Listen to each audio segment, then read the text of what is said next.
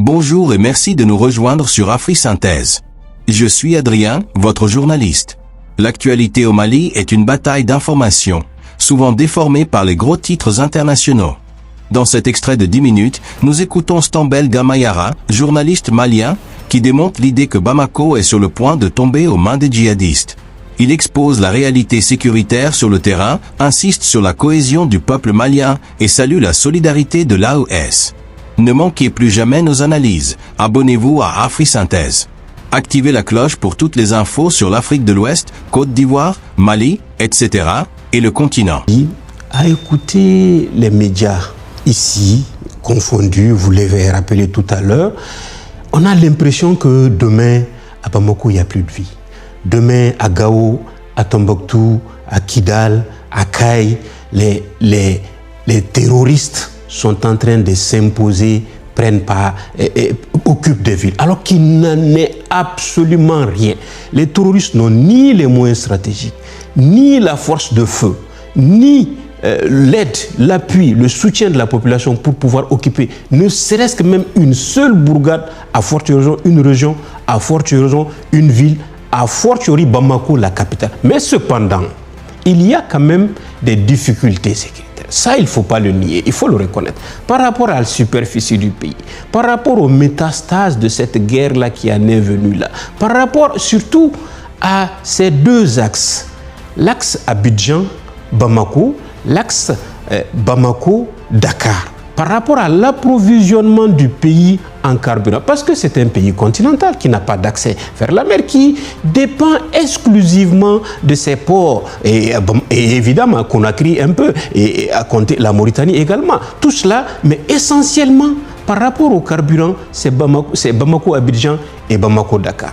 Et quand on voit jusque la communication que le GNIM en fait en posant des embuscades devant une longue file de citernes qui alimentent ce pays-là, une, deux, quelques citernes brûlées et qu'on en communique là-dessus, on exagère et que c'est repris ici, c'est dangereux. C'est dangereux parce qu'on fait l'apologie du crime, on fait l'apologie du terrorisme. Parce et aucun pays ne l'accepte. Ça existe. C'est l'information, mais c'est limite. Il faut limiter entre et faire la différence entre l'information, donner l'information, c'est vrai, il faut donner l'information, mais entre l'information et soutenir cela et dire que le pays tombe, le pays à volo, ça c'est d'autres objectifs cachés, d'autres intentions dont on ne sait pas pour quel intérêt. Et même des gens, des hommes et des femmes qui se réjouissent du fait que l'école soit fermée, qu'on n'enseigne plus le français, qu'on ne parle plus français. Et je crois que Victor Hugo doit se retourner dans sa tombe. Je déplore cela que nos relations en soient arrivées là. Le français reste encore la langue de travail du Mali. Le français reste enseigné dans tout le Mali. C'est vrai que c'est difficile, c'est assez corsé, c'est même tendu, c'est même,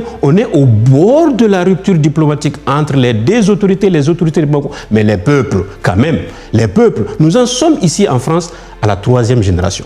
Nous avions des maires d'origine malienne, des députés, des élus d'origine malienne. On a de tous bords. La 3e génération, plus de 600 000 Maliens vivent dans ce territoire-là, des liens historiques, des liens de sang. On ne peut pas de revers de la main barrer tout ça, relever tout ça. Il faut faire énormément attention. C'est vrai que ça ne va pas entre les deux autorités, c'est même corsé entre les deux autorités. On est au bord de la rupture entre les... Mais les peuples français et les peuples maliens ont des liens historiques, des liens de sang, et ça, on doit faire attention à ça. Et ça, c'est un appel qui va des deux côtés. Quelle que soit la situation, parce qu'il y a aujourd'hui un Français qui est arrêté au Mali par rapport à ces actes subversifs, c'est le dialogue qui peut finir avec ces choses-là. C'est la discussion qui peut finir avec ces choses-là. Et le Malien n'aime pas une chose, c'est-à-dire le braver. On doit faire beaucoup attention à ça. Le Malien est patriote, il aime sa patrie, il est engagé pour le Mali, il est soudé, et ces actes-là ont conscience à nous souder. Attention au fait que les Maliens sont soudés derrière, et ici, nous avions également une forte migration. Il faut faire attention aux actes qu'on pose, aux questions d'aller chercher, fouetter la fibre patriotique des uns et des autres. Et ça, c'est extrêmement dangereux. J'ose espérer qu'on va calmer la tension, qu'on va apaiser les choses et ne pas surtout envenimer la situation, aller vers des solutions apaisées, négocier et surtout décorser cette situation. Et ça, la France y a intérêt, le Mali également y a intérêt. Alors, quand on dit que le GNIM est au port de Bamako, est-ce que c'est faux? Quelles sont les zones que le GNIM contrôle? Il n'y a aucune zone, à ma connaissance, qui est sous les coupes du GNIM. On a vu par exemple dans l'extrait qu'on a vu, le JNIM qui prend possession d'un village. On a vu évidemment dans cet extrait-là que les forces terroristes sont en train d'envahir un village, eux-mêmes attaquer un poste beaucoup plus avancé, un poste qu'on appelle un camp, c'est un poste militaire avancé. Mais aujourd'hui, après recoupement, après interrogation, moi je reviens du Mali il y a quelques mois, mais après tout, je n'en ai connaissance d'aucun village, d'aucune ville, d'aucune contrée du Mali, qui est occupée par le JNIM. Mais par contre, nous avions quand même des apparitions intempestives, brusques, des perturbations graves de la circulation des personnes et des biens, mais également des interventions intempestives qui nous sont remontées par les populations par rapport à des exactions, par rapport à des actions qui sont commises nuitamment. Et ça, les forces de l'ordre sont en train de travailler pour y parer. Je crois que nous sommes à un niveau où... C'est de la guérilla d'une certaine manière. C'est effectivement cela. Vous n'êtes pas sans savoir qu'aujourd'hui à Bamako, il y a une accalmie et une dimension qu'on ne peut pas expliquer des autorités. Cette accalmie, cette pondération des autorités prouve à suffisance que les autorités mesurent la portée des actions qui sont en train d'être posées. L'objectif de tout cela, c'était quoi? C'était d'amener ces 22 millions de Maliens à se rebeller, à se révolter, à prendre les rues. Parce que le Mali est habitué à ça.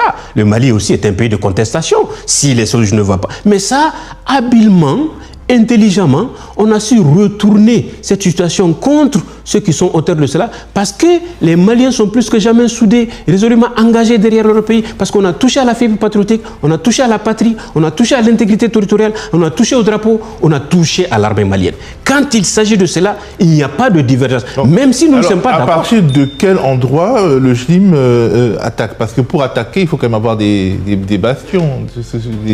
Ils sont où? Dans les forêts. Il n'y a plus du tout de groupe, de grande ville qui est contrôlée par un groupe armé, Kidal, Tombouctou, Gao. Non, pas du tout. Il n'y a plus de grandes villes occupées. Mais par contre, il y a des zones, vu les conditions climatiques, qui servent peut-être d'arrière-base. Et même il y a de ces frontières de certains pays aux alentours qui servent. Non, Gao est nettoyé, Tizawaten est complètement nettoyé. Aujourd'hui, c'est l'armée qui s'est fait là, c'est l'armée dans la région de Kidal. Paradoxalement que cela soit, Tombouctou, Gao, Kidal est beaucoup plus calme que le reste du Mali. Aujourd'hui, ce qu'on entend dans le sud, on ne l'a pas ailleurs. Ça veut dire qu'il y a un redéploiement de stratégie des hommes, mais aussi de la logistique.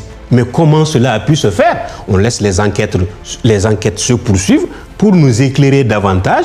Comment à peu près les 5000 hommes de l'extrême nord se retrouvent aujourd'hui à Sikasso, des mouvements des mouvements terroristes se retrouvent dans la région de Sikasso, dans les faubourgs, dans la région de Kaï et dans les faubourgs de Bamako complètement, et qui se font laminer par presque l'armée malienne. Mais c'est une guerre risqué et difficile parce que c'est une guerre asymétrique. La nature n'est pas encore à rappeler, ça se fond dans la population. Il faut faire extrêmement attention et limiter au maximum les dégâts collatéraux. Et ça, l'armée en est informée et c'est difficile. Et la communauté internationale a payé le prix fort de tout cela de 2012 jusqu'en 2023 avant qu'elle ne se retire du Mali. On se rappelle de Bounty, on se rappelle d'autres événements. On en a connu, c'est malheureusement les populations civiles qui payent les dégâts collatéraux. Et ça, c'est regrettable et c'est condamnable.